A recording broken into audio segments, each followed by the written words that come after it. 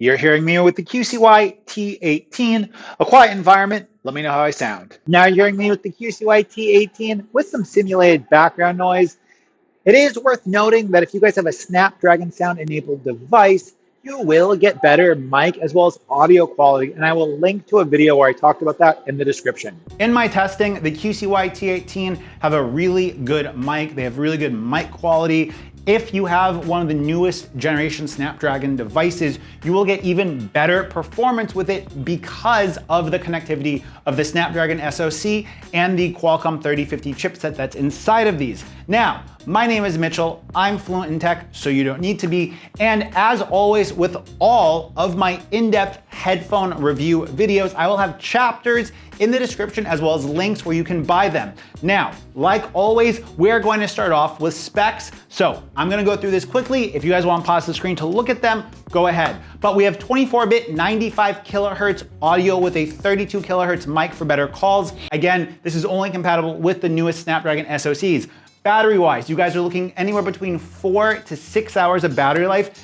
It's such a broad range because these headphones feature multi-point, they feature adaptive aptX, and if you're using a brand new Qualcomm chipset, it's going to connect differently and thus consume more power. So with the case, you're gonna have anywhere between 22 to 30 hours of playback time. I am not able to test these in the capacity where they would use the most power because I don't have a Snapdragon 8 Gen 1 device. They're gonna feature 10mm graphene drivers. You're gonna get an app that allows you to tweak some of the sound profiles. Unfortunately, in my testing, I haven't been able to get the app to work with these headphones, but I've been able to get the app to work with all of my other QCY headphones. Next up on this list, as always, build and design. So, some of the most comfortable headphones I have used, and that really comes down to the shape of the earphones and how they go into your ear. They have a relief cutout so you don't get the stethoscopic effect. They have a very short stem which houses the directional microphone for your voice, and then they also feature another microphone at the top of the headphones for that CVC 8.0. So it's 4 microphones in total. The stem, the actual part that goes in your ear, in my experience, is the perfect length for me. And they are so incredibly comfortable. They are probably some of the most comfortable headphones that I have ever used. And that's before I do something like put some spin fit ear tips on them or some aftermarket ear tips. I think that the design of the actual headphones themselves is basically perfect. Next up is the design and the build quality materials of the case. Now, the case on these is large, but you get good playback for the large side. The QCY logo on the side is a reset repair function button, which is great. You have a little LED status indicator. When it glows red, it's got less than 20%, thus you need to recharge. USB-C charging port on the bottom. It's a smart case. When you open the not floppy lid, it stays open. The materials for the case, it's a mixture of glossy and matte plastic. I hate that. I hate that.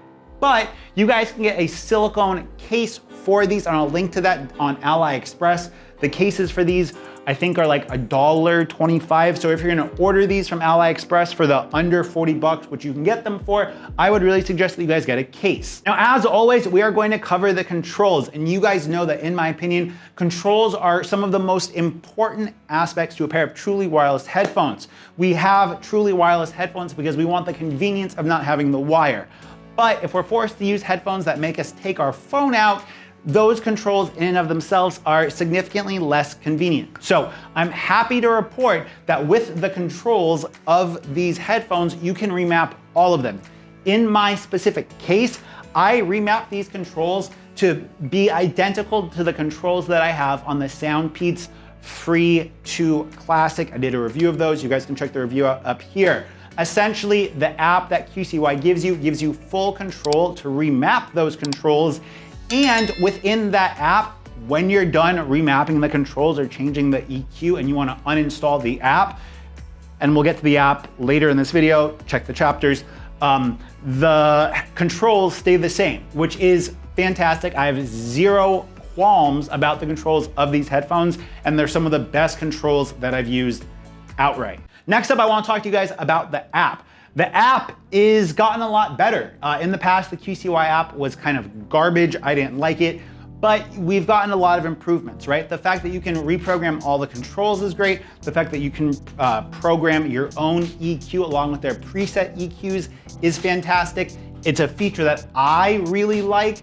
And when you're done with it, you can uninstall the app. Now the app drained my S21 battery overnight. That's the only thing I can say. When I went to bed, my phone had 70% battery life. When I woke up, it had 20% battery life. The only thing that changed was I had the QCY app running in the background. You get a nice pop-up animation with it if you care about it.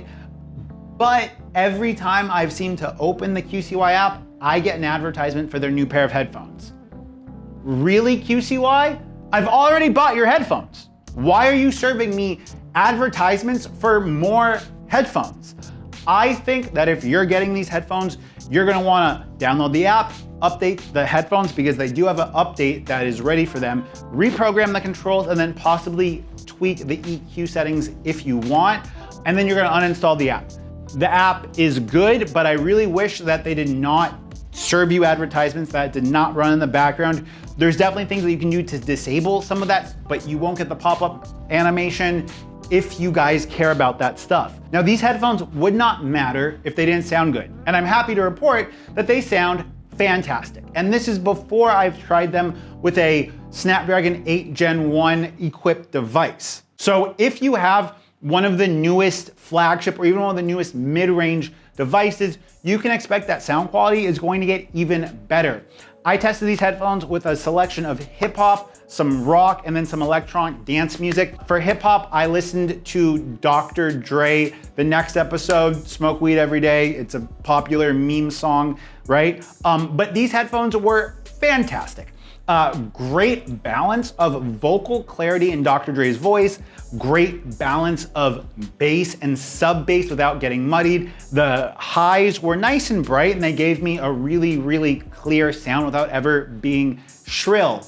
I would have liked to have tweaked the settings for the EQ a little bit and just given it a little bit more mid to upper range so I can get some more definition in the vocals, but it was good overall. Next up was listening to rock and roll. And I listened to Rise Against, Prayer of the Refugee or Savior, and then I also listened to Dragon Force, Through the Fire and Flames.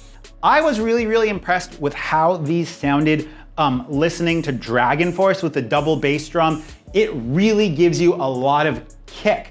The mids and highs for the guitar and the keyboard shine through. Vocals, again, were okay, but I'm sure that's something that you could tweak in EQ. You guys know I specifically don't like talking about headphones that I have EQ'd because I like to do it how you'd get them from the factory. I think that most people listening to rock or listening to hip hop would be relatively happy with them. Really happy if you listen to hip hop. For electronic music, I listen to some Baker Matt, which is a tropical house DJ from the Netherlands. Shout out to all my European viewers. And just like hip hop, it was fantastic. Female vocals on some of his tracks really shine through. The saxophone, which is on the upper end of the EQ spectrum, really, really shine through, but it was never harsh. It never hurt my ears. And I think maybe the best feedback I can give about the fit, the design, just the overall experience with these headphones is I could listen to them all day without any kind of fatigue. They are fantastic. Now, are these the best headphones of 2022 so far under like the $60 range?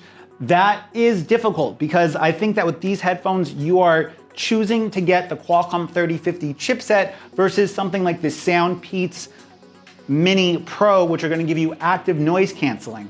What would I choose? Well, because I don't have one of the newest Snapdragon enabled devices, I'm gonna go for the Soundpeats because I want the ANC.